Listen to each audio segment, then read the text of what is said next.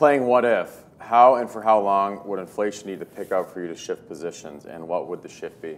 It would have to get above 2.5% in trend there. It's mathematically impossible. You can have inflation on a sequential basis go up. So in other words, if you see, I don't know if you have like CPI, for example.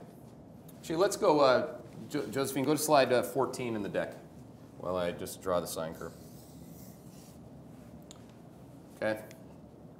I'll just show you the data so then you can see, okay, if you take a pencil or a pen or your kid's crayons, you can draw a sine curve over that data. It bottomed in 2015. Everybody was freaking out about deflation when inflation was 0 or minus 0.1%.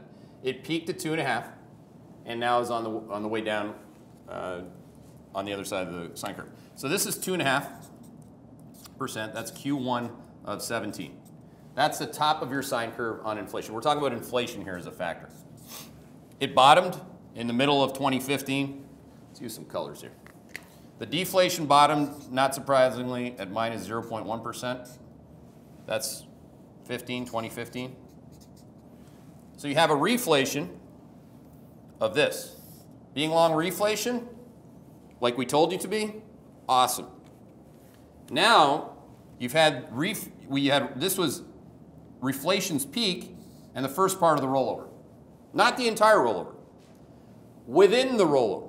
And this is the key where people get sucked in. Macro tourists, big time. Pictures everywhere. Look at that. Oh, wow. Look at Zero Hedge just called inflation is bad. You know, look at that. Whoa, yeah. You get like, so you go down to like 1.7%, and then you get a little hiccup to 1.9. Okay? It's not the trend. That's called oil going up for a month. The question is, can it go to 2? It doesn't matter what it goes to. It can go to 2, it can go to 2.1. Eventually, that line, so then it just gets back to this, and it just goes like that. Okay, that's exactly what, look at our inflation forecast. We have it dropping to 1.6, and then 1.1, and then sub 1.